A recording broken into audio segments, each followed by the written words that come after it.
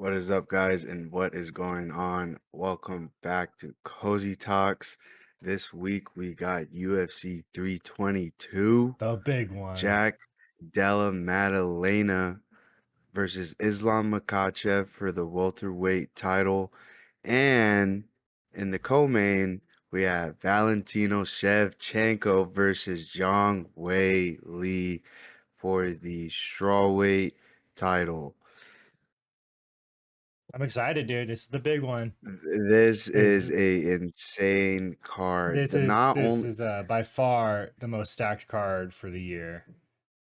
not only do we have these two to finish off the night, both of these fights being a double champ fight at Madison Square Garden.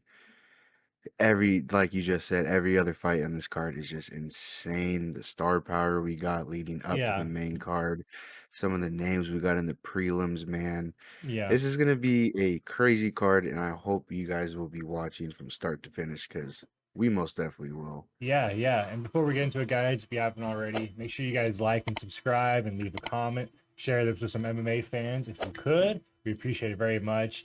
This is a big card. We're excited for it. Yeah, this card has a lot of superstars on it. A lot of guys that could be superstars, guys that have been fraud checked, guys that have done fraud checking. Um, it's got everything. This is definitely the best card of the year up to this point. Oh yeah, The December card has potential, but I think just on name value alone, this card is definitely the biggest so far. With that being said, though, let's get into it. Yeah. let's Um, get into it. yeah. First fight of the night, we got Vyacheslav Borshev versus Mateusz Camilo. Somehow Borshev is still in the UFC. I don't know how and what way. The dude's 8-6. Um, and he's going against Camilo. Camilo was supposed to fight 2 weeks ago, I think was what it was, or last week. I don't remember. No, it was a few weeks ago. Yeah, and that fight fell through. So now here he is on the pay per view against Borshev, and my pick for this one is Camilo. I can't pick a Borshev who, in his recent form has just looked the way he has. 3 losses in his last five. And then he has his majority decision against Sadikov, which is a good win. And he has a win over Yontop, another okay win. But his losses have just been, brutal losses. Chase Hooper, understandably, he was looking really good on his lightweight run. He sees a guy that's, right outside that top 15 or, somewhere near it. He loses to Tom Nolan. We just saw Tom Nolan put a whooping on Charlie Campbell, is what it is. And then he loses to Terrence McKinney by submission, which, Terrence McKinney has really good ground game and he's like notorious for finishing fights in the first round. But getting submitted by Terrence McKinney, and Terrence McKinney going that route, it tells us a lot about Borshev. His weakness is definitely, his submission grappling. Um, and Camilo, that's where I think has a really good chance in this fight is, if he's able to, control the cage and, dictate how this fight goes, whether it's on the feet or on the ground. I think he has a really good chance to get this done on the ground, either ground and pound or submission. Yeah, I mean, Borshev's good. He's got good kickboxing. That's kind of what he's known for. But yeah, he's just not very defensively sound when it comes to any of the submission defense, and that's kind of my worry for him in this fight. So yeah, give me Camilo inside the distance. If I did have a prop ready, that's probably what I would play. Yeah, I'm gonna start out with just saying what I got written down. Um, I got Camilo. I wrote down I got Camilo winning this. He's 24 though, which is my biggest red flag in this fight is that he is 24 coming in against a 33-year-old Borshev Mm-hmm. who has a little bit of an edge when it comes to octagon experience. I mean, he has way more than an edge when it comes to that. But anyways, Camilo lost in his debut against Gabe Green, which I mean, that's not that bad of a loss Gabe Green has lost against some pretty big name dudes in the UFC. But in my opinion, Slavakos is going to be fighting for his job here. That's Mm, what I feel like. That's what I feel like. You were just talking about his, his last five. He's 2-3 in his last five. And two of those losses were by submission, like you had pointed out. And Camilo has some ground game. He has some submission wins under his belt. But like I had pointed out, he's 24, mm, and we've seen a lot of these fights where, and in the early rounds, the younger prospect is just putting his game out, just it looks like he's gonna win by a landslide. And yeah, then all of a sudden, here comes the vet, in the later rounds, and finds a win. I mean, Neil Magny, for example. yeah, Uh, that's my biggest concern here is like Camilo is still young, and you got a pretty solid journeyman, I would say, in Slava Claus, um, who knows, coming off of two losses, or three losses out of his last five. yeah. I feel like Borshev needs something. And with that being said, bro, I'm gonna pick flip. That's why I was like in the beginning, I'm just gonna say what I have written down first. But Mm, I'm honestly gonna pick flip on this. And the mm. biggest flag on this is the fact that Canelo is 24 years old, coming up against a journeyman in the UFC.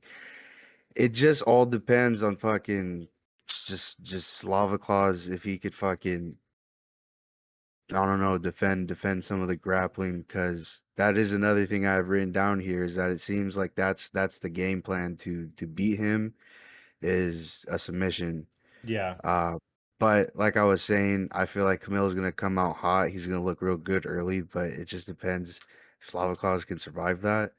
I yeah, feel like he could find a win in that fight, when it comes to the later rounds. yeah. So yeah, I'm pick flipping. One thing I will say about Slavic Claus though is the gym he trains out of, Team Alpha Male. That's Uriah Favor's gym, so there's definitely no shortage of wrestling in that gym. But some guys, like, you can train it all you want. Some guys, it just doesn't click the way that it should. Mhm. You're either a strike first or you're a grapple first kind of guy. And Borishev, how I was talking about his kickboxing, I don't talk about his wrestling because just because he's in a wrestling gym does not mean he's a wrestler. Um, and that's kind of one of the things that I will note, because even if he did bring some wrestling to this fight, it wouldn't be at the level that Camilo would be wrestling at. Um, so yeah, I mean, Borshev's best chance is on the feet here for sure, unless he somehow finds himself into like a top mount or something and drop some violent elbows or whatever. But I just don't see that happening. I Yeah. definitely do agree with you that this fight could get stretched into the later rounds though. Um, but Yeah, yeah, I mean, like I said the other day, Joe, I have some itchy feeling that this is kind of a trap fight for dudes, going towards the Canelo against Borshev. yeah, I do feel like this is a little bit of a trap fight, and I'm just gonna be completely blunt. I feel like Slavokaz is gonna make this a boring snooze fest, and he's gonna win on the judges' no, scorecards. no, no, no, no, I please, that's please, please, that's I please. that's what I feel. That's what I Yeah, feel. I feel like it'll be exciting in the first round, and then and then who knows what Slavokaz we is get? gonna, yeah, Slavokaz is gonna be fighting a tired Camilo. Okay, I'm just gonna stop. I'm just gonna stop saying shit. But that's just what I feel like, bro. I feel like that's what's Yeah, gonna happen. So I got a Slavokaz winning this. I don't think he's gonna get a finish. If he gets a finish, that would be insane. But like I said, Buddy's fighting for his job. So yeah. Next fight on the prelim. Basehunger, Susakaya versus Eric McConico. Dude, if I'm a fan of any guy who's new to the UFC, it's got to be Sursakayev. I mean, this dude, he's Hamzat's training partner. Hamzat has said this dude's better than him. And he comes and gets what, three, four. He had three fights in like 7 days or whatever it was. There's some ridiculous day count. Um, and he won all. He's 10-0. He didn't lose anything. Um, he did have a scary moment in that fight with Eric Nolan. In that first round, at the end of that round, he got clipped and was on a bit of wobbly legs, but came out and got the finish, just how we totally thought it was going to happen, just not round one. And then we got Eric McConaughey, who is 1-1 in the UFC. We saw him fight in UFC Seattle against Ruzaboyev and got bitched, but that was a short notice Eric McConaughey. And then when we saw a full camp Eric McConaughey, he got a split over Cody Brundage, who has had a very, very weird run in the UFC. Um, That was a fucking bar fight. Just yeah, and so looking at Eric McConaughey, in his recent form in the UFC, I mean, regardless, I think I would take Sakaev over any of these guys that are kind of early in their careers, as far as UFC goes. Yeah, I mean, Sakaev, I have him all day here. I mean, this dude can get it done on the ground. We know he's very live for submissions. We also know he's very live for KOs. Um, I don't see any way this thing goes to the scorecard. He's only been to the scorecard once, and he has nine inside the distance. I think Eric McConaughey could get chinned in this fight for sure. And I know he's a bit of an athlete. I know he's got a bit of wrestling. So I think Sir Sakaev could probably just work the range and work the striking down the pipe on this guy, and probably clip him and get him out of there. He's done it all in the first round mostly. Maybe it's either gonna be late first round or early second round. I see this fight getting done and over with. Sir Sakaev, that was my pick. yeah, 100%. I'm right there with you, dude. I got Susakayev all day. Um, we could be witnessing the next big thing in this guy. I Mm-hmm. mean, like you had mentioned, he trains with Hamzat. Hamzat said he's better than him. Mm-hmm. Um, he he won his Dana White Contender Series, and then in less than 2 weeks makes his UFC debut, wins by submission, and now he's fighting a 35-year-old McConaughey, Yeah, which he's coming, like you were just saying, he's coming off that win against Cody Brundage, which that fight wasn't impressive at all. no, he says a bar fight. Um, yeah, it was a straight snooze fest. Um, and we're getting a full camp Susakayev. We're getting a full camp Susakayev, and Buddy is 2 fights into the UFC, and now he is fighting at Madison Square Garden. I expect a huge finish. Not a huge finish, a finish in general from Susakayev. Mm-hmm. I expect it to be a highlight, bro. I expect Susakayev to absolutely go out there and put McConaughey out early. Yeah, I think we're both kind of on the same page here. I don't see this being a long fight. It's gonna be a quick one. And this 100%. is one of those guys you're talking about. Superstar in the making. And a finish definitely puts him on Dana White and everyone's radar. Um, I want yeah, I want to say one thing too. When Buddy showed up for the press conference at his last fight, he showed up with a swagger. watch. He showed up with a watch. I think that was worth like over 200K. So, Goddamn. Buddy's kind of him. All right, moving on. We get the ladies going at it in the strawweight division. We got Angela Hill, old ass Angela Hill, still running the game, still looking solid, still improving. That's kind of her thing. Versus Fatima Klein, the up and comer.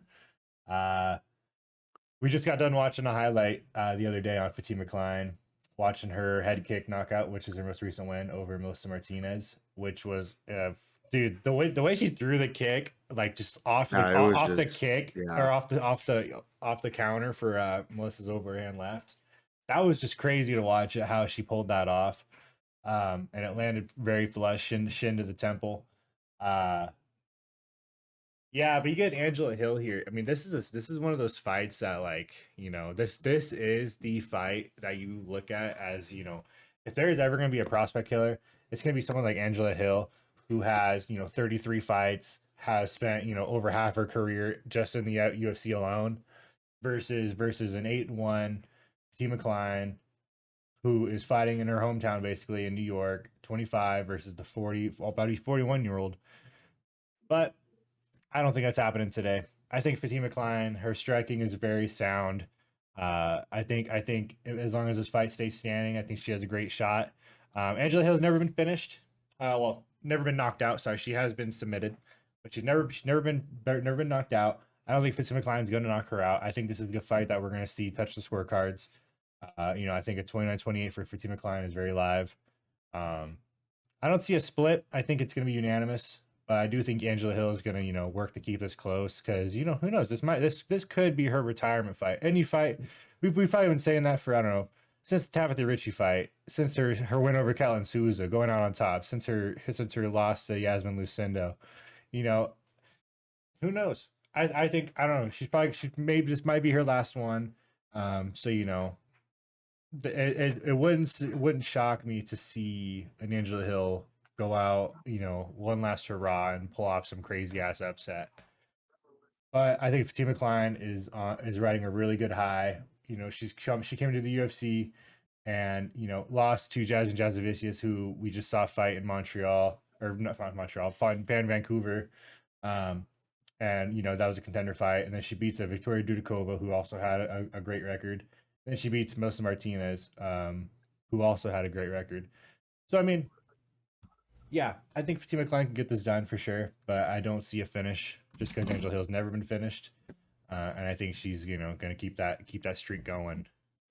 So Fatima Klein by decision is how I see this happen. Yeah, I got Fatima Klein winning this fight here. Um, like you were saying, Hill, she's an amazing fighter. I mean, for being 40 years old and being as active as she is and still improving, Mm, that's kind of it's really impressive to see. And she is fighting another prospect here. I mean, she just came off that loss against Lucindo. She's fighting another young prospect, and Klein is a girl who's pretty relentless, and she's always looking for a finish. Her only loss in the UFC, like you were saying, is against Jazzy. But I mean, after that, she came back with two KO finishes. yeah. Um, like you were saying, Hill's never been finished, but I see a TKO here. That's another thing as Mm, well is like TKO, KO. You know, it could come in any way. Ground and pound. mm, But either way, if it goes the distance, I got Klein on the scorecards. Um, Klein's gonna be the bigger girl in this fight as well. She has 3 inches. She has 3 inches on her on a hill, and yeah. her reach. A She lot has she longer. has two. Yeah, she has a longer reach on her as well. Mm. And being, I mean, shit, bro. Like you were saying, we just watched a highlight of her fucking head kick against It just takes Martinez. one. Yeah, exactly. It just take one. It just takes one. Yeah. But I mean, Hill, she is like you were saying, if there's a prospect killer, it's Hill. Mm. But I don't know though. Yeah, this is a scary fight. This is definitely one of those women's MMA fights you look at and you're like, I don't feel comfortable taking a heavy favorite. Um, but she's only lost to proven competition and she's beaten everyone else by finish, by knockout. So it's a scary one for sure. But I think she gets it done. Angela Hill has lost on the scorecards plenty. Her record's almost 500. Um, yeah, and I think I'm just gonna write it off that this is Angela Hill's last fight. I'm not sure if she's ever came out and said it yet, but Yeah, I mean, she's that's 40. usually when you like half admit defeat is when you come into your press conference and you're saying that you're gonna retire after this fight. That's when you're kind of just totally content with whatever happens. But yeah, and I think Yeah, I not agree. I think Klein gets this done for sure. not not everyone could get that retirement fight like fucking Robbie Lawler. Yeah, for real. Go out on top. Let's move on. Next fight. This is a great fight. I think this is gonna be actually a really good fight. I got Chepe Mariscal versus Pat Sabatini 2. This is the rematch. They fought back in what was it, like 2019? He won on a split. Where's it at? 2018. Yeah, back in Victory FC. Uh, this is a really hard fight. I'll just say my original lean, without really doing much research and much thinking on this, was Chepe. But the more I sit on it, the more I think about it, and the more I look into some of the things they do to stay active, I'm kind of leaning more on the side of Pat Sabatini. The dude's a savage grappler, and the dude stays very, very, very active with grappling. When he's not competing, he's literally always in these CFFC grappling competitions and winning. You get Chepe Mariscal, he's 18-6. He's on a what? How big is his win streak right now? One, two, three, four, five, six, seven, eight. He's on an 8-fight win streak right now. Um, and he's been very active for the most part. He's 33. He's going against Pacific who's 35. It's a tough fight. This definitely feels like a coin flip fight. Um, but past Sabatini's grappling, I think, is what separates him in this one. We know Chepe is relentless. He likes to be in your face and be a pressure fighter. But Pat Sabatini, dude, he he's not gonna wilt away. I think he's a dude that is willing to accept whatever's coming his way here, and maybe work it into his favor a bit. Um, I think Pat Sabatini can get this done by sub, if not on the scorecard. We saw him fight Jonathan Brito, and Yeah, just absolutely bitch him and dog him, and we thought he was gonna lose that for sure. I got Chipe. I got Chipe winning here, and I'm not gonna lie, I don't have a whole lot on this fight, um, but I don't really like Sabatini. I don't like him. I just don't. I'm in favor of Chipe Mariscal winning here, and I do like a KO from Chipe.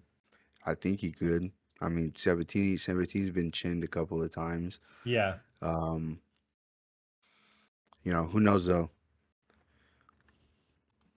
My pick there is Chipe though. That's Okay. all I got on that fight. All right. Yeah. Not much here. It's just I mean a couple of guys that are like right on that cusp. I think if Chipe wins, it's a very big win for him. I think next would probably be someone in the rankings. The featherweight division is kind of lacking on the back end, so a guy who would if he won this would be on a 9-fight win streak. It would be kind of a big deal. It'd be a nice selling piece for the top 15. If Pat Sabatini wins, he keeps his spot near the ranking. Kind of playing the journeyman doorkeeper. Next fight, Gerald Mearshart versus Kyle Dawkins. I mean, this is GM3 has kind of been dealt. He's kind of been the sacrificial lamb. It feels like for the last couple of years now. He's on that 3-fight losing streak, and it's two just fucking nothing but guys that will brawl and box your head off. Rainer, I mean, that fight with Rainer was that was a bar fight, bro, for sure. Rainer's striking looked very shitty. Uh, and it really just played into the favor of who was going to be less tired when that third round came around, and it was definitely Rainer that wasn't as tired. We saw him fight Brad Tavares, and I had Gerald Mearshart, I think, in that fight against Brad Tavares, but looking back at it now, I'm like, that's kind of a silly choice because Brad Tavares, he's a great kickboxer, and he's a hard guy to take down. And that was the only way that Gerald was going to win that fight. Then he fought Mikhail Alexeychuk, who was training with Fighting Nerds and still is. Come out and just absolutely bitch him in round one. And then Yeah, Dana White gets asked, what's the status of Gerald Mearshart on the roster? Are we keeping him or not? And he's like, well, I didn't think he had a bad performance. But it's like, you know, you're fighting Mikhail Alexeychuk and you just get put out quick in the first. yeah. And the first didn't even want to strike with him either. Yeah. And on the other side, we got Kyle Dawkins, who has been on a miraculous run on the regional scene. He was already in the promotion once for UFC. Kind of had a tough go about it. Had to fight some savages. Makes his run through the gauntlet of the regional scene. Comes back, gets the short notice debut against Michel Pereira, and fucking puts his lights out in China. And it was just a savage play. That was my dog of that card. That was my dog of that week because he was like a plus 200 or a plus 270 dog or some shit like that. And Oh yeah, I don't see him losing this either. Kyle Dawkins is another one of those guys like Pat Sabatini who I'm not sure he does it as much now, but he was a guy that was very active in the grappling scene outside of the UFC. And Jared Mearshart, I mean, wouldn't say he would retire after this, but I think he would just be done with the UFC. you got 4 losses in a row, and 3 of those 4 are by finish. You know, I mean, if you do retire, you retire. I mean, you've been in this game a long time. You have 57 fights, brother. 57 fucking sanctioned fights. Who knows how much, trauma you're gonna have down the road. You're only 37. You got a bit of a life ahead of you. He might hang him up after this one if it is, another brutal finish. Um, and that's kind of what I'm expecting here, to be honest with you. I think Kyle Dawkins is very live for this inside the distance. Either KO or a submission. I mean, look at his name, the Darce Knight dude. This dude, like I said, he stays the active outside of the UFC. So yeah, I think any way this plays out, it plays into the favor of Kyle Dawkins here to get another win notched on his belt. Yeah, 100%. I got our boy Kyle Dawkins winning this fight. I was right there with you in his last fight against Michelle Pereira.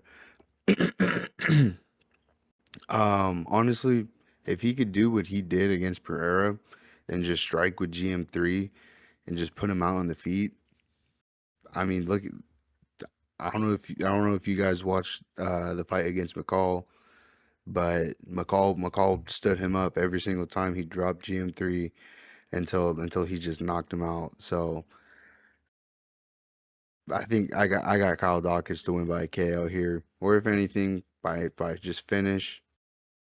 My pick here is Kyle Dawkins winning inside the distance. So Yeah, this would be a great win for him.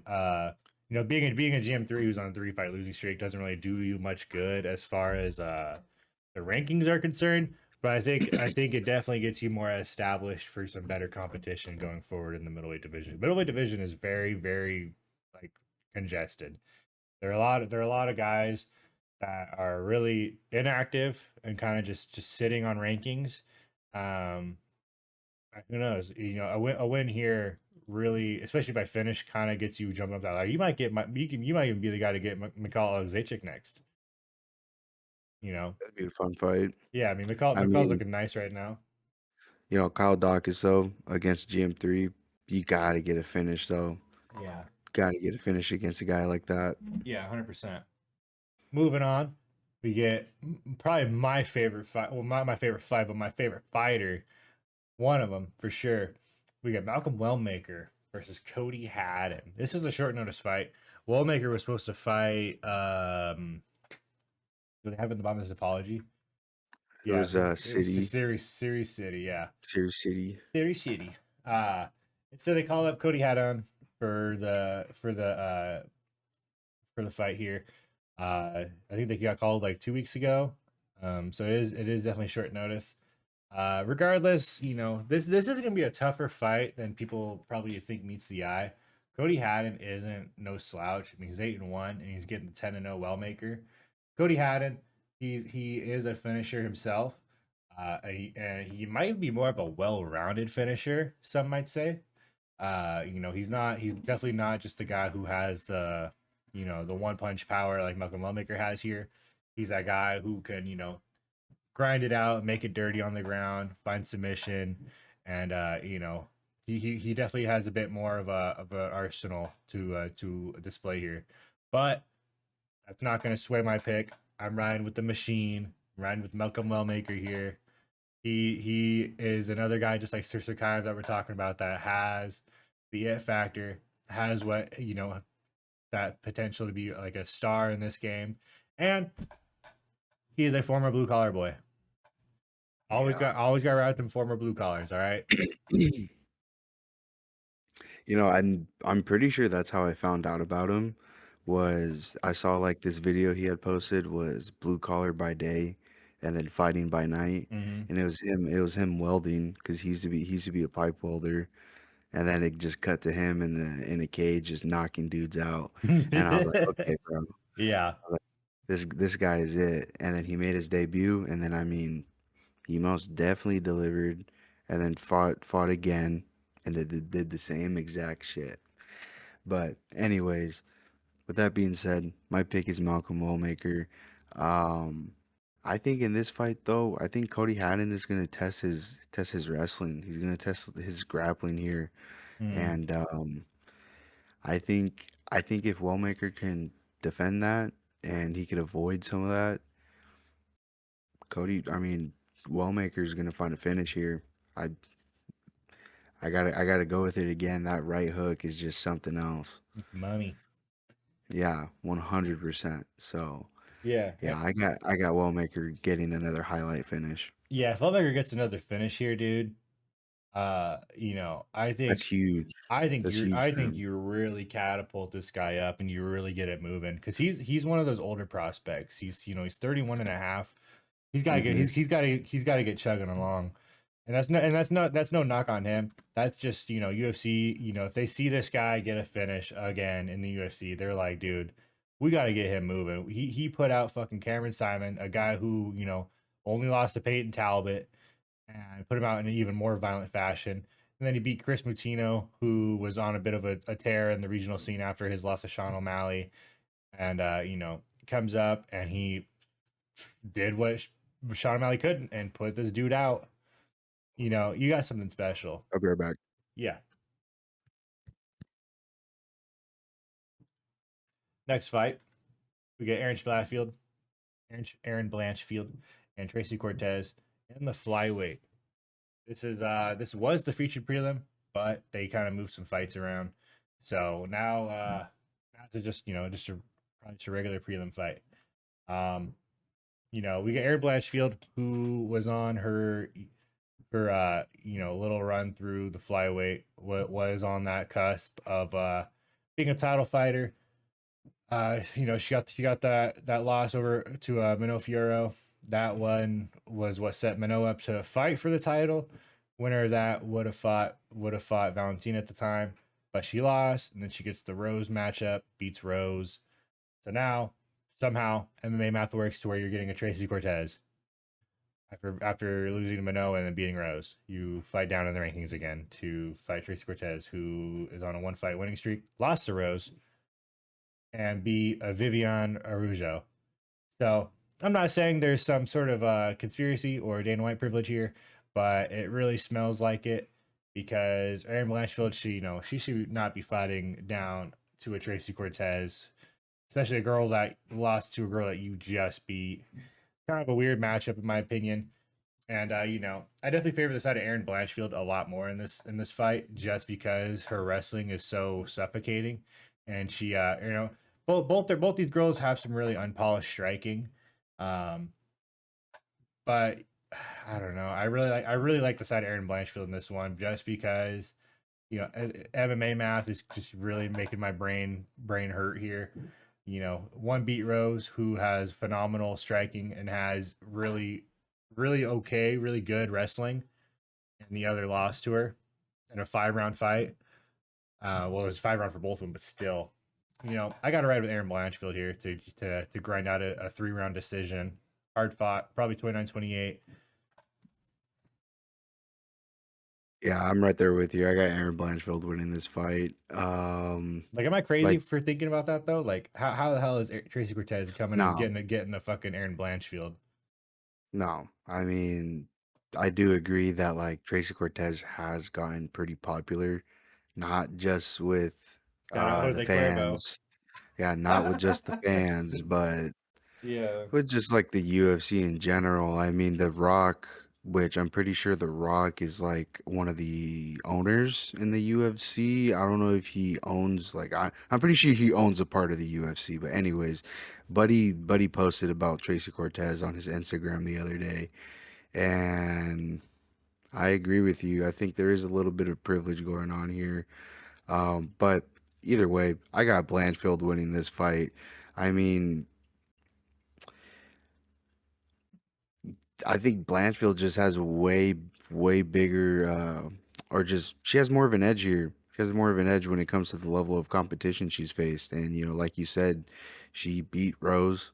Tracy lost to Rose. MMA Yeah, math.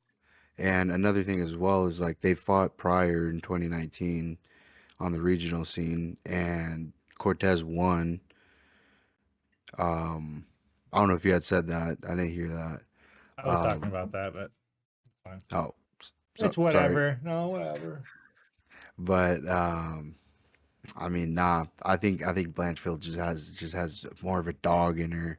I mean, she was about Mm. to fight Macy Barber, bro, and I was so excited for that fight, but They got were they canceled were last they were second. hot talking that fight, dude. Yeah, There's a lot of bad yeah, blood in that. I think if Aaron Blanchfield gets a win here, I think you got to make that fight again. I think you got to get something going, some sort of title contender fight going on, because that yeah. flyweight division is gonna, especially with what Whaley, or it wasn't Whaley, it was this is Valentina's weight class. With this weight class now getting a new contender, I think you got to just get this to go a little more active, because that is definitely the most popular division for women's MMA. Yeah, I think Aaron Blanchfield gets this done, and I think you just got to set up another rematch with Macy Barber, and really make sure that fight comes to life. Maybe not put it in the main event slot this time.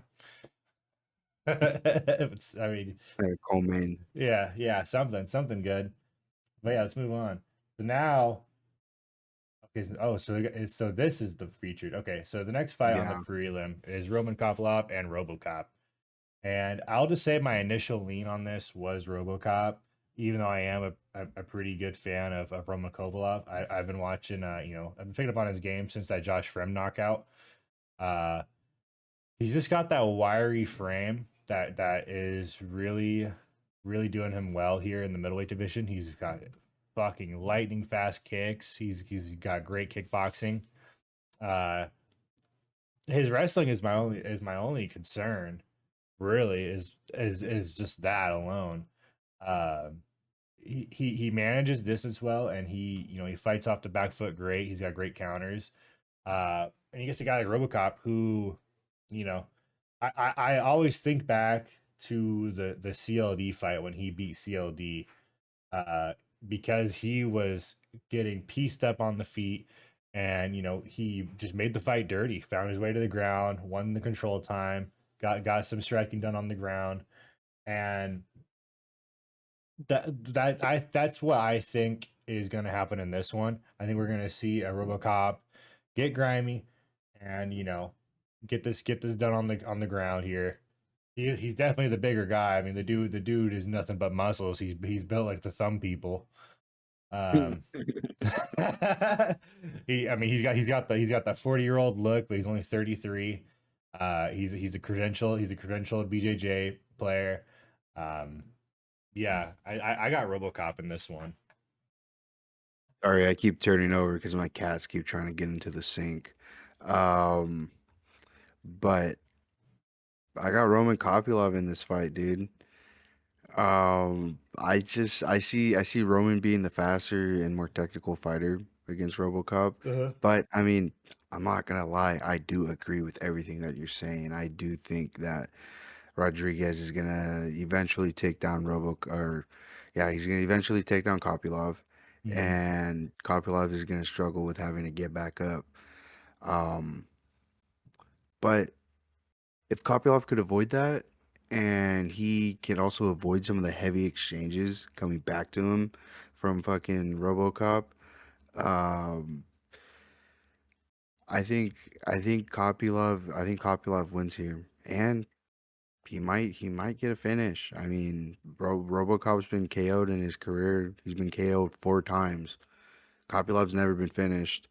Um, and RoboCop is a scary dude who he likes to just walk you down, and he kind of leaves his head, standing tall. So I don't know, Yeah. but my pick here is Kopylov, but I do agree with you on the part that Rodriguez could, easily take down Kopylov and kind of make it a dirty fight, kind of get him up against the cage, grapple him. But my pick is gonna be Kopylov. I got the underdog in this fight. Okay. Yeah, I think a win here for either of these guys, spells big for this top 15 area. Uh, RoboCop, he had his loss to Jared Cannonier in that main event. Kopilov had his loss to Paulo Costa in the 3 rounder. I think a win for Kopilov. He might get Jack Hermanson, who Kopilov or RoboCop just beat. Um, or he gets, or he gets a boost. Yeah. A boost would be another fun fight. RoboCop, he gets that top 10. He probably gets the loser Paulo Costa and whoever Paulo Costa's fighting, Shara.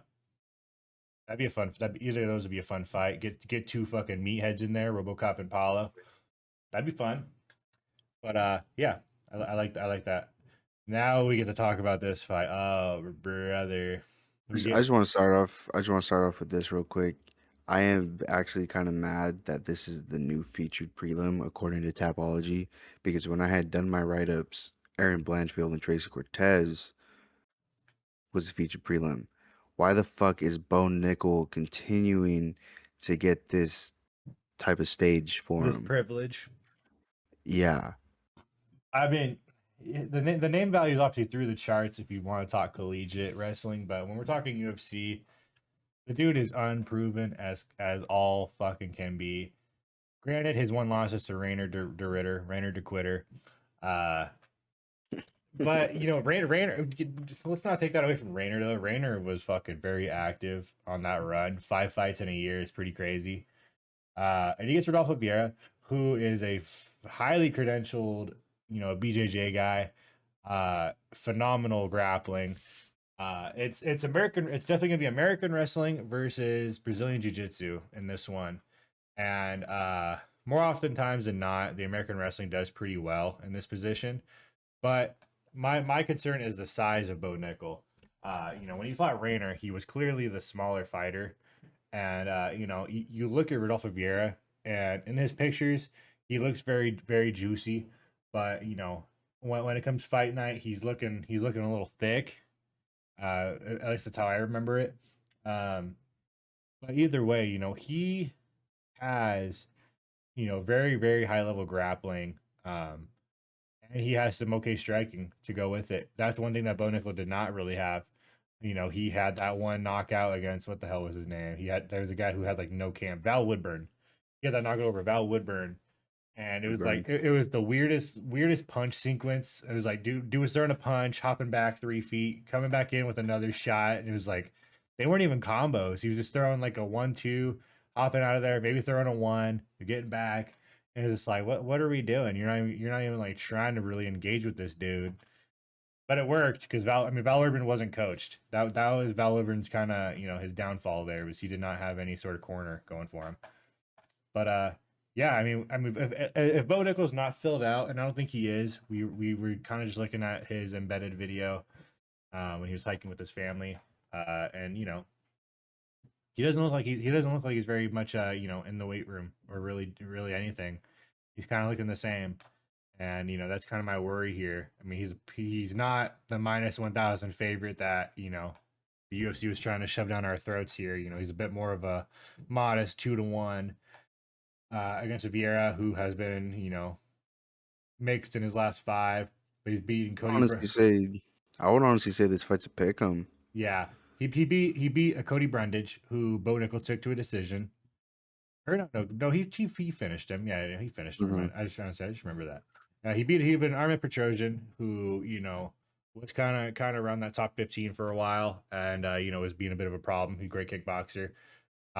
Lost to Andre Petrosky, who we saw lose to uh Baby Giraffe. I can't think of his name, but he was the Australian. And then he beat a Trayshawn Gore, who Marco Tulio beat, and then we saw Marco Tulio lose. Uh, yeah, I mean, this is a tough one.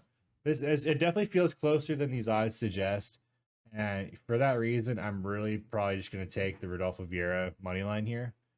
Uh, and it's not to take away from Bo Nickel because 7-1, and they really are trying to force this guy into like that superstar realm. He's not there in my eyes. He either needs to drop a weight class because he's looking chubby in this weight class, or he needs to find some way to tack on the muscle here because otherwise he's gonna get these kind of nightmare matchups. Yeah, I mean, I 100% and hammering. I am 100% hammering Rodolfo Vieira here. One thing that I want to mention as well is that Vieira is with the fighting nerds. He's apparently been training with the fighting nerds. They posted on their Instagram Carlos Prates and Rodolfo Vieira. But another thing as well is I do not like Bo Nickel. Number one thing is the fact that he came into the UFC and immediately got that Dana White privilege. Immediately Mm-hmm. got that Dana White privilege. I mean, like you had said, came into that fight against RDR at minus 1,000.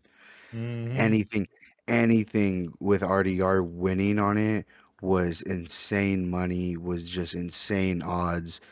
Like it was just out the window that Bo Nickel was just gonna absolutely bitch RDR after going the distance with Paul Craig. Yeah. Um, yeah, I mean, like you were saying, he's fighting Rodolfo Vieira, who's a heavy BJJ guy. He's never been finished in his career, and I don't see Bo Nickel submitting him as well. I think Vieira is going to be just too tricky for Bo Nickel. I think he's going to be way more experienced, and I believe that Nickel got fraud checked when he fought Paul Craig, and I'm not buying into the Bo Nickel hype train ever again. And like I'm not just hammering money on Rodolfo because of that. Another thing is this is another type of journeyman fighter for Bo Nickel, and I don't think it's gonna go well for him. Yeah. I don't think it's gonna go well for him at all. Another thing, like I just said, is Vieira's spotted with the fucking fighting nerds, bro. Um,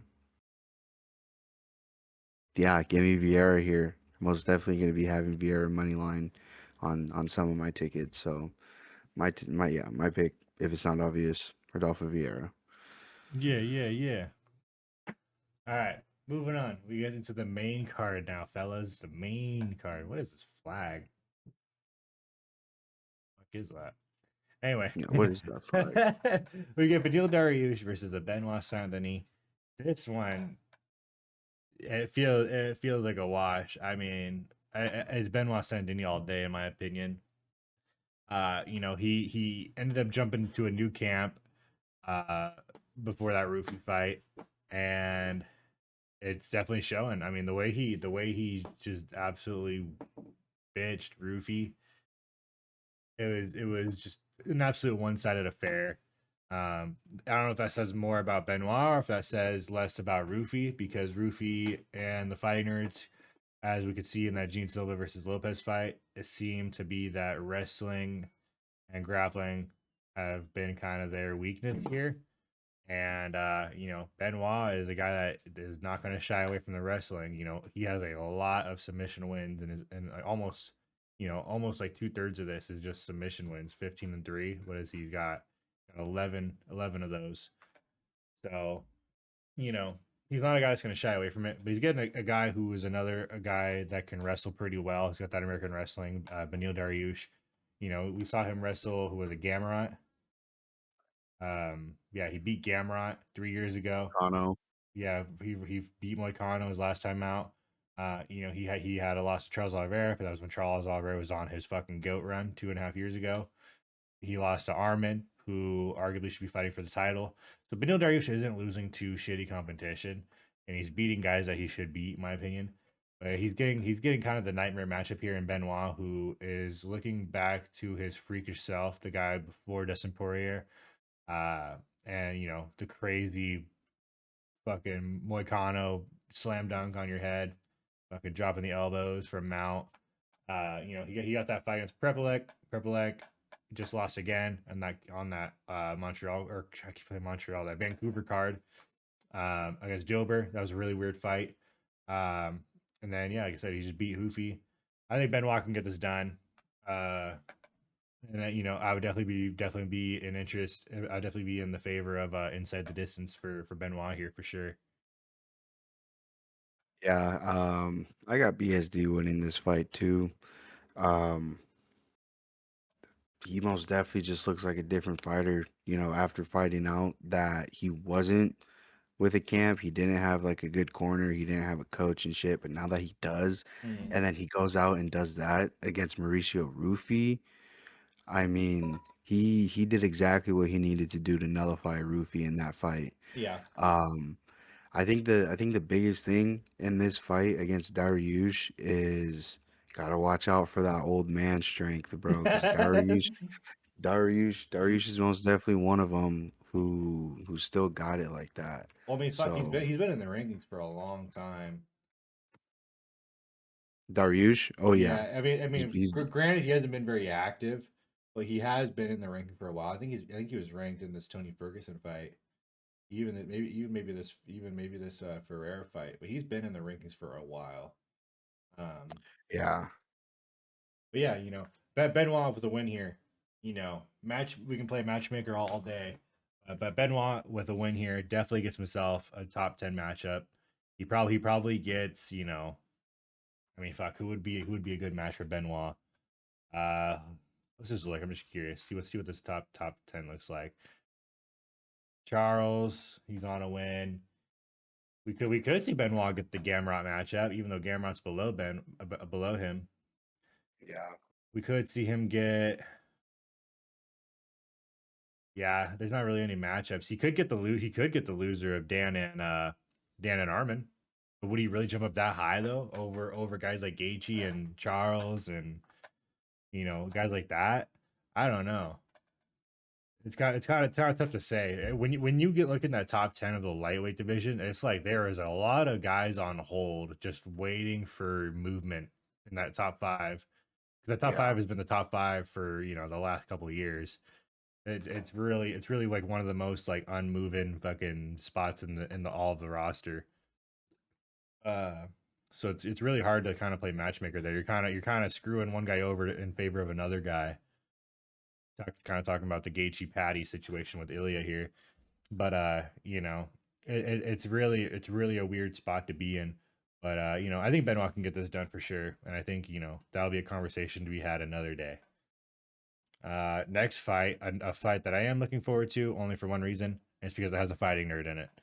Uh, Oh yeah. who we get Leon Edwards versus Carlos Prates, and it's the Leon Edwards who used to be the title holder and was doing his thing, beat Kamaru Usman twice. That was the miraculous head kick, and then kind of just showed levels to Kamaru the second time around, and then we see him beat a super fucking washed Colby Covington, who shouldn't even had this title shot. The fact he even had this title shot is still so crazy to me, because I mean, like, he just got bitched, and Bilal kind of gave him that treatment. Bilal rightfully earned that title shot, and he did what he had to. He Oh yeah. did his normal game plan, fucking wrestle fuck you and ride you out, get that all that control time. He was like, I think he was up 4 rounds when that fifth came around. If not, he was up 3-1. But either way, it was so one sided.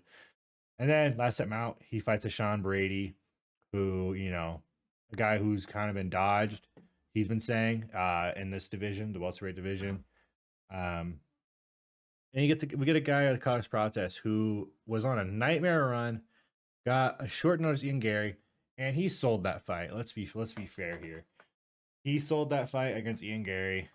I mean, was he training as hard as he could have? Who knows? We're not inside the gym. We don't have cameras. But we do know that he likes to smoke a lot of cigarettes, and we know he likes to drink a lot of liquor. So I mean, Okay, see another thing that's weird though is that they were hanging out after, yeah, and they're like buddies now. yeah, yeah. We see him at event. We saw him at an event not too long ago. Fucking sit next to each other. I think that was for the Gene Silva Diego fight. We saw them together, or That was was it that event? Yeah.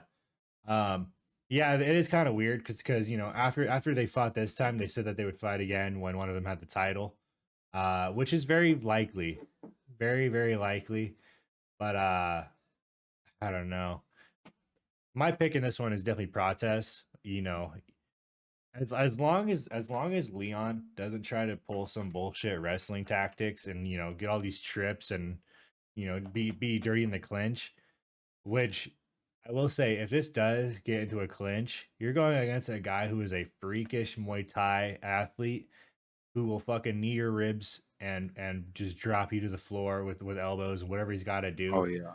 Like Carlos Prates is a guy you do not want to be in any sort of elbow or knee range with. Like we saw him fucking drop Charles Racky with that crazy knee. We saw him starch the Leech. We saw him beat Neil Magny with that crazy left hook in that main event. Loses to Ian Gary like we just said, and then he beats a Geoff Neal, sends him to the shadow realm with that spinning elbow. That was like the highlight of that pay per view. Yeah, I think Prates can get this done. It's a 3 round fight. That's my only worry here. Leon could really make this fight really fucking boring for 3 rounds if he does implement any sort of grappling. Because that's my only worry is how is Prates going to handle the grappling? Because like you talked about off camera, you know these fighting nerds. It seems like we were just saying. It seems like the wrestling has a little bit of a kryptonite, and that's kind of my only worry is how is that going to play a factor in this fight if it does? Oh yeah, 100%. And I mean, Leon Edwards isn't fucking Ian Gary either, Right. where he's able to put you in these positions and then shut down what you're good at doing in these positions. Hmm. That's what Ian Gary does. Ian Gary had Prates in those clinch positions and he was able to shut down Prates. Um, I will say this though, real quick, is the amount of motion that we are getting in these next three fights with Prates, Damn. Sean Bradley Morales, and Jack Della and Islam all being welterweight fights. I mean, this is a lot of motion that's happening in these next few fights. Yeah. Big But in implications. this one, yeah, in this one, Prates versus Edwards, I got Carlos Prates winning this. Um, I don't think Edwards is gonna be ready for the type of striker that's gonna be coming back towards him. And honestly, I feel like it's gonna be kind of like a big brother type of fight where Prates is gonna be coming out on top. Yeah. Um, at least I would hope so. I mean, Yeah. this fight would most definitely boost Prates up to getting a top five, or because what is Edwards? I mean, is he still ranked three right now?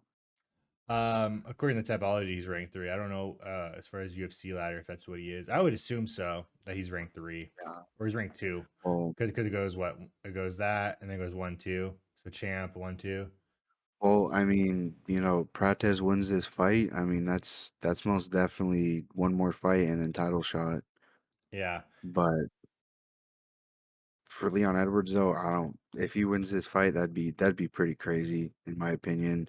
But honestly, I feel like this fight's kind of lining up for knocking Edwards out of that top five title contention Mm. area and kind of just putting him down lower in the rankings for some of these other prospects coming up. That's what I feel like, Yeah. honestly. But I got Prates winning that fight and, possibly even a knockout. I mean, Edwards hasn't been finishing in his career, but Nate Diaz rocked him in their fight, and now he's fighting a dude like Prates, Mm. who I'm pretty sure he has a longer reach, is a little bit taller than him, and is a crazy Muay Thai striker. Yeah. So I got Carlos Prates. Yeah, if I were to play matchmaker here, just because that's what I want to do with the main card here in the pay per view, because like I said, we're gonna get a lot of movement in these next 3 fights. If I was gonna play matchmaker here, a Protest win here, I think he gets Shavkat because Shavkat's been out for almost 2 years. He's not jumping right into the title conversation. He's gonna need to have one more fight, like not really a tune-up fight, but a fight before the big fight, at For least. sure. I mean, because he's been in the top 5 or the top 10 at least, and there's been no movement on his part whatsoever because of his knee injury. And Prates one win inside the top 15, and then a win here against a guy in the top 5, and then you get one more fight before the title shot. I think Shavkat would be a great matchup for him. Two freakish guys who have nothing but finishing power. A Leon win, like we were just saying, who knows what the hell that looks like. Yeah. I think a Leon win. I think we do get that Michael Morales matchup with him, like we were seeing rumored around earlier. If Morales does beat Sean Brady, but other than that, it's really kind of anyone's guess for that welterweight division. Like you're not going to give him loser of Jack Della and Islam. No. You might give him Joaquin, I guess, Buckley, but it's like that top the top of the welterweight division has a lot of weird names that are kind of inactive. Uh, you know, but yeah, I think as far as welterweight goes, if you are a fan and you want to see some really good fights, I think you're ready for Prates. You want that Yeah. Shavkat versus Prates matchup. That would be a fucking great fight. Oh yeah. Yeah, next fight we get another banger. This is the welterweight fight that I was just talking about. Sean Brady versus Michael Morales. A guy that is self-claiming that guys are scared of fighting him. There was rumors that Sean Brady and Ian Gary were going to be one of the headliners for the UFC Vancouver card, but the UFC for some reason decided not to do that. What's this thing on the bottom of my screen? For whatever reason that fell through. So now here we are. We get a Michael Morales, 18-0, versus a Sean Brady who's on a 3-fight winning streak. Uh, my pick feels pretty clear in this one, and I'm actually shocked to see that he's the underdog. My pick is on Michael Morales. This dude is big brother. This guy could fight up a weight class. This guy's fucking huge for welterweight. Oh yeah. He's just big, tall, and thick, Mm-hmm. and he's undefeated for a reason. I mean, Sean Brady has a very similar record, being 18-1, but Michael Morales, bro, Michael Morales is, I most definitely Super feel like going athlete. to be, yeah, a freak athlete. I feel like he could possibly be a future champ, Oh yeah. and yeah, I got Michael Morales winning here. Yeah, I got a ticket right in front of me that has Michael Morales as the at the end of 2026 title holder for the welterweight, and it's very live. I mean, if he wins this, he is on that short road to the UFC title. $100. He if he beats Sean Brady, he might even be at the title shot. To be honest with you, because Sean Brady was, if not the guy next to get the title shot, he was the guy right after the guy. So you beat Michael Morales. You are probably the next guy up. To be honest with you, or you're fighting a number one contender fight. If this wasn't it already, you're either getting the winner of Islam and JDM, or you're getting the winner of Leon and Carlos, I guess. And that would be your number one contender fight, which feels a little redundant. I feel like the win over Sean Brady should be enough to get you to that spot.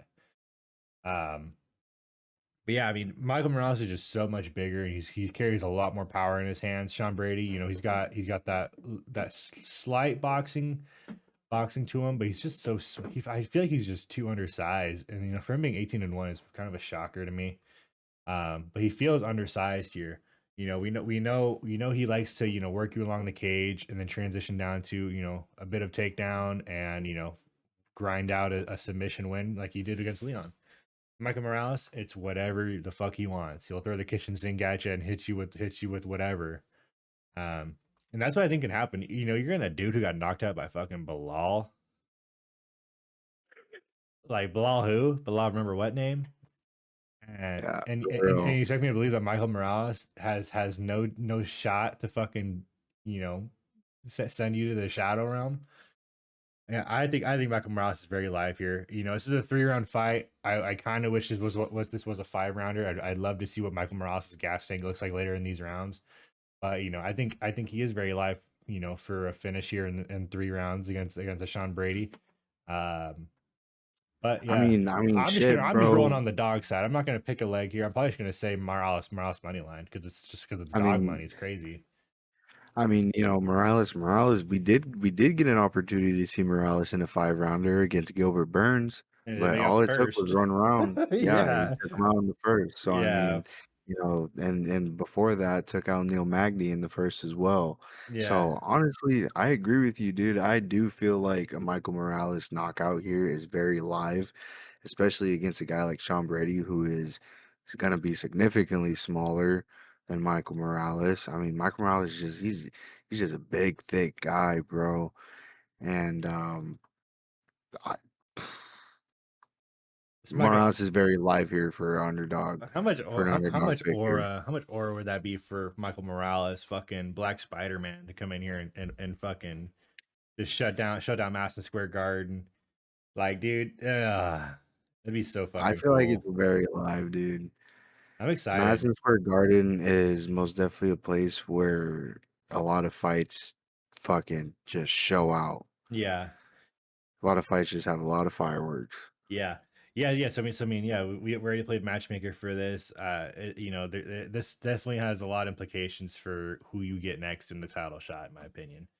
Um, but yeah, move on. We got the co-main, the co-main.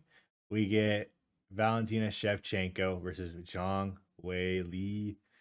This is our flyweight title shot here. We got Zhang Wei Li, who just vacated the title, uh, down a weight class, coming up fighting Valentina Shevchenko.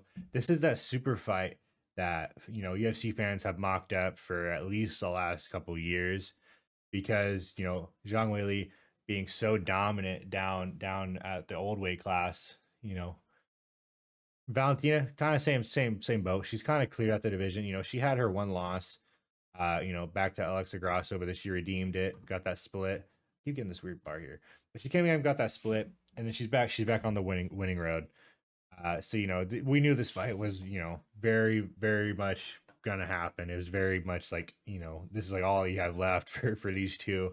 Yeah. These girls could both retire now, and we'd be totally okay with it. But we're getting this. We're getting the super fight.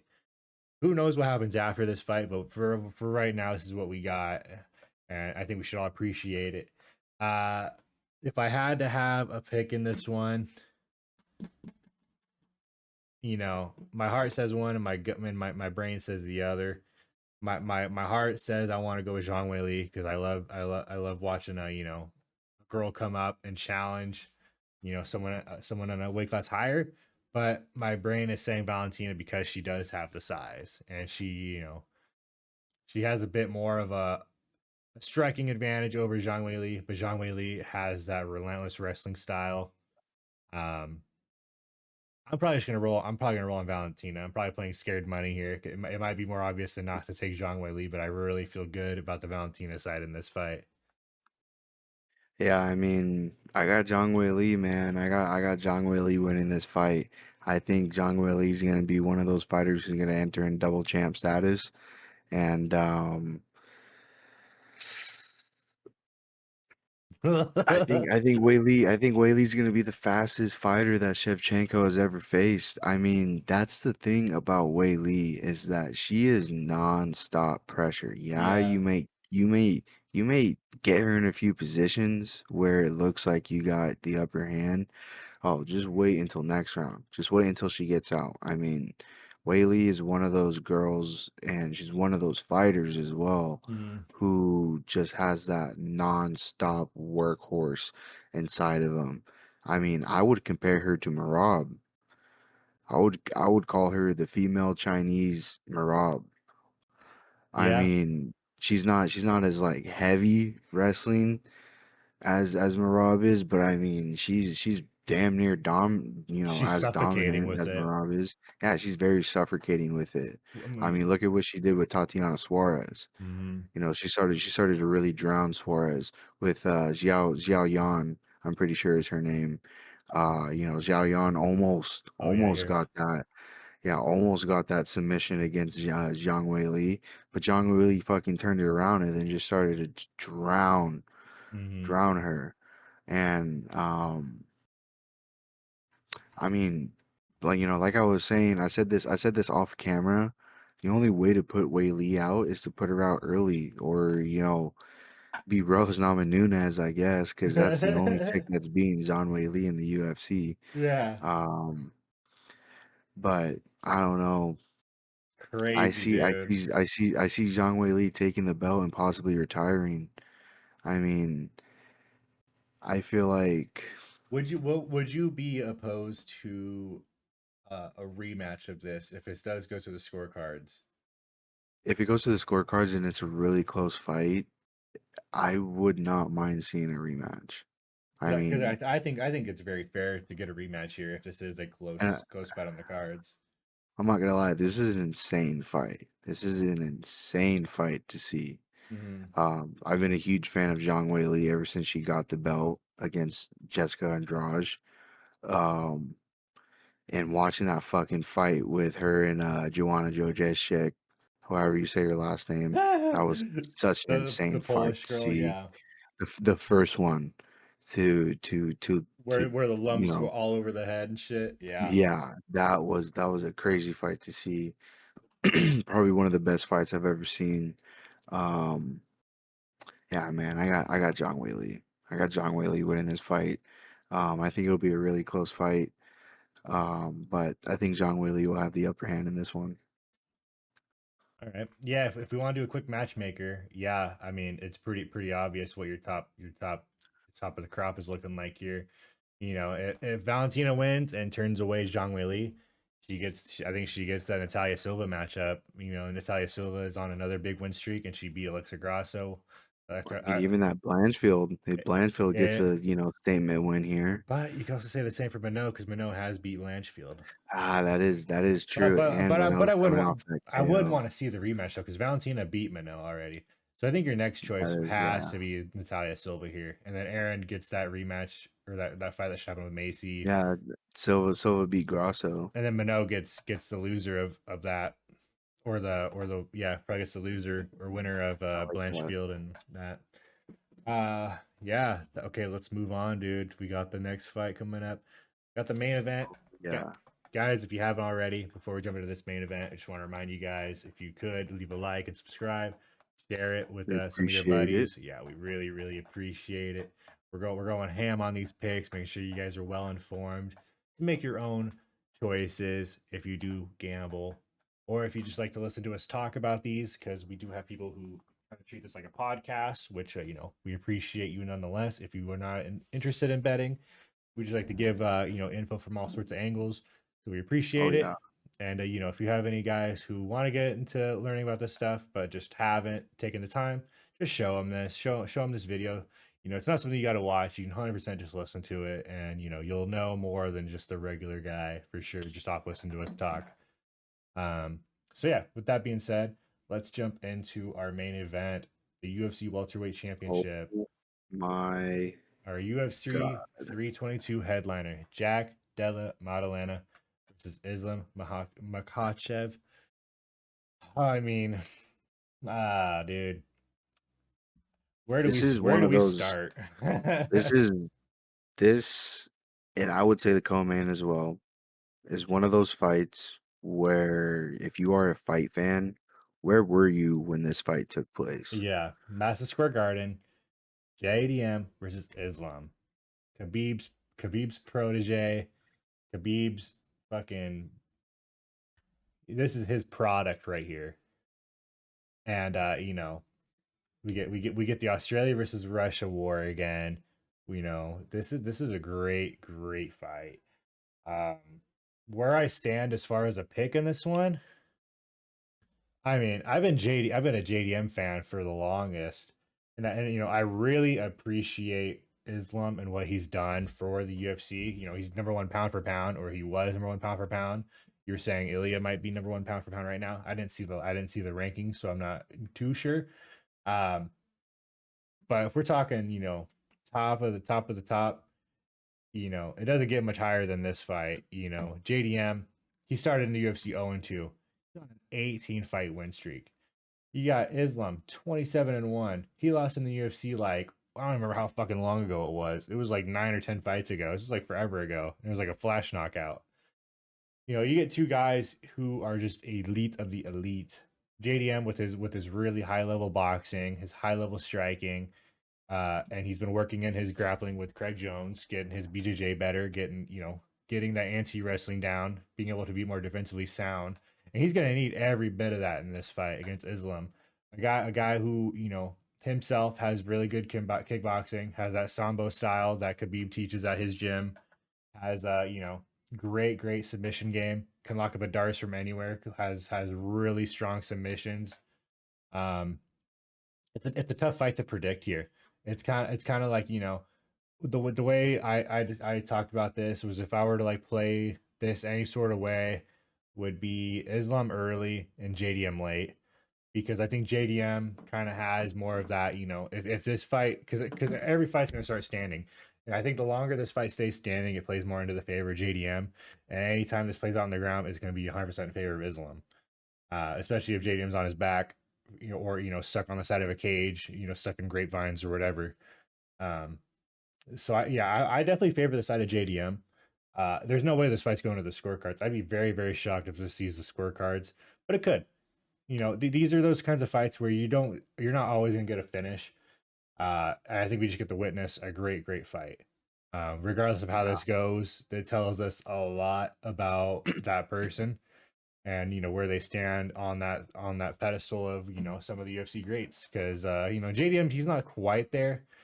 Islam, if Islam beats JDM, he's in that conversation for a goat, one of the goats in my opinion. He's definitely near that Rushmore, if not kind of in a realm of his own for some of the fights he's Of taken. of of modern day UFC, Yeah, 100%. not all time, but yeah, definitely of the modern era. He'd definitely be up Yeah. there. He'd be right there with Khabib. He'd be Oh yeah. just he'd be. I mean, he's already better than I Khabib, in my oh opinion. I yeah, I would rank him higher. I mean, if he Yeah, gets a double belt here, yeah. yeah, 100%. Uh, I don't mean to cut you No, off. you're good. I I, I got JDM in this fight. I just want to get that off. I just want to get that off my chest real quick. But another thing as well is I kind of thought about this fight before we had made this video just a little bit, especially after watching the embedded video and seeing that Islam has been fishing over on the East Coast for the past few weeks, and apparently he was also spotted in New Jersey at some gas station, What and he had the a hell? fishing pole. Um, Seeing Islam at peace and just calm and going out and fishing and knowing that he's been talking about becoming a double champ this whole time while he cleared out the lightweight division, Hmm. that's a little scary to see in my opinion. Um Another thing as well is this is huge. This is huge for a guy like Islam, bro. For the type of fighter he is, for the type of person he is, for what he's representing, for the family that he's coming from the people in his corner. I mean, this fight is more than just a fight, in my opinion. 100%. This fight is huge, and I don't know. I'm just looking at this fight from a completely different perspective. As much as I want JDM to win, as much as it would be crazy to see JDM win over a guy like Islam, I I'm kind of leaning on pick flipping. That's what I'm it kind of leaning sounds on pick like. flipping. Yeah, I'm kind of leaning towards Islam winning here. Um, I don't know, man. I don't know. When we see these type of fighters, especially a guy like Islam, and he comes in here and he talks about this is my dream. This is my dream. Mm, A guy like that, bro, they make that shit come true. Through just sheer that's so grit, split. you know. But I will say this, because this is another thing I've been saying, is if Dustin could leave that scar on Islam, imagine what JDM's boxing can do to Islam. Hmm. And if JDM could just withstand some of the wrestling, cause that's another thing too, bro, was was Islam was getting tired before he subbed Dustin. You could Yeah. see that. You could see that Islam was getting in that deep water. If JDM could get Islam to that point, bro, JDM, I 100% think JDM could finish Islam. 100%. But I mean, I'm not pick flipping. Give me JDM by fucking knockout, bro. I think JDM's gonna Hmm. absolutely starch Islam in the later rounds. I think Islam's gonna get gas. I think Islam's gonna get hit with something he does not expect. Cause, in my opinion, he ain't seen JDM's boxing, bro. He ain't seen JDM's clean ass combos that he could strike, going to the body, going to the head, coming from all types of angles. And JDM, like you were talking about, has that nasty fucking anti grappling, anti wrestling type of fucking type of base. You Hmm. know, I watched one of his old fights. The way he fucking blocks takedowns is that he fucking tucks his head like this and he goes real low and he fucking like pretty much just like pushes back with Hmm. his fucking head and shoulders. I mean, if he could fucking avoid the takedowns and avoid the grapplings from Islam, bro, and not give Islam strong positions and long control times. Yeah, I think JDM could possibly edge out a win here. Yeah, I'm excited for this one, dude. This is gonna be Super excited, bro. Super this excited is for these fights. very much timeline altering because let's play matchmaker real quick. So JDM wins. Obviously, you give him next man up. You give him the Michael Morales. You give him the Sean Brady. You give him any of those guys. You give him an Ian Gary or a Shavkat, whatever. But Islam wins. The whole world opens up, right? He can fight any of those guys. But let's say for just the sake of this argument, if Islam loses, what does that say down the Yeah, road? What do we get? Do we get our Ilya Taporia matchup? Do we I don't get think so. do we get Islam go back down and fight again for your lightweight title that you just vacated? Do we get Islam staying here at welterweight and just fighting in the rankings? Is this just his new weight class now? I mean, that is something that Islam has said was that he does not want to stop fighting until he becomes a double champ. Right. Even if he were to lose this fight, I he, I've, I've heard him say something like that before. Hmm. So I mean that's just things to think about while we get closer to this card. I mean, that's another thing too, bro, is like if Islam wins, brother, we could see the biggest fucking fight of a millennia in Ilya Taporia and Islam Makhachev, double champ versus double champ. Bro, that would feed fucking families. And do you think we would see that? We wouldn't see that at the Fourth of July card No, no, no, because no, no, no, neither of them are no, no, Americans. Neither of them are no, no, Americans. You no, wouldn't no. want that on the Fourth of July card. This is exactly what Dana White is craving on. This is what he's praying for right now, bro. Because think about it. Think about it, bro. You will literally have two countries rallying against fucking each other. Fucking Spain and fucking Russia just fucking oh bro. Rah! Oh Dude. Georgia and fucking Dagestan are like right there, right next to each other on the fucking map too, bro. Nah, that fight would feed fucking families for generations, dude, if that were to happen. Yeah. So that's another reason why I kind of want to lean on a Islam win here is Mm, because brother, we could see the fight of a fucking decade of a millennia, bro. yeah. 100%. That would be the biggest fight the UFC has ever done since Conor McGregor and Khabib. Yeah, I will say I'm very content with however that does play out. But, I need my Australian to get his get back for Volk. He's got to spin back for Volk. It'd be insane to see JDM win Yeah. against Islam. Yeah, it would definitely be a shocker. I mean, Islam is a big favorite, and Yeah. I think it's rightfully so. I mean, he like I said, he was number one pound for pound for a while. And there's no reason for him not to be the favorite, in my opinion. It would just be an absolute shocker. And we'll see it when we see it. And I know I'll be there. Oh Where yeah, where will we'll you be we'll when this be fight there. happened? Oh yeah, Yeah, that's definitely one of those fights, like you said, for sure. But yeah, that's it for our Tuesday episode, guys. That's it for the breakdown. That's it for our prediction and our talk through the card. We appreciate you guys for sticking around and listening to this if you have. yeah. Um, Thank you guys. Thank you. thank you. And yeah, with that being said, guys, look forward to our Friday episode where we go over the betting lines and give you guys some things to gamble with. Oh yeah, Yeah, we've kind of been putting off. If you looked at our channel, we weren't going to talk about it, but we were kind of inactive a bit because we were getting ready for this card. We didn't want to give you guys any picks because we didn't really have any picks for those cards. We could give a shit less about those cards, but we're here now and we're ready to take off with this big boy pay-per-view, and yeah, we're gonna be hammering it.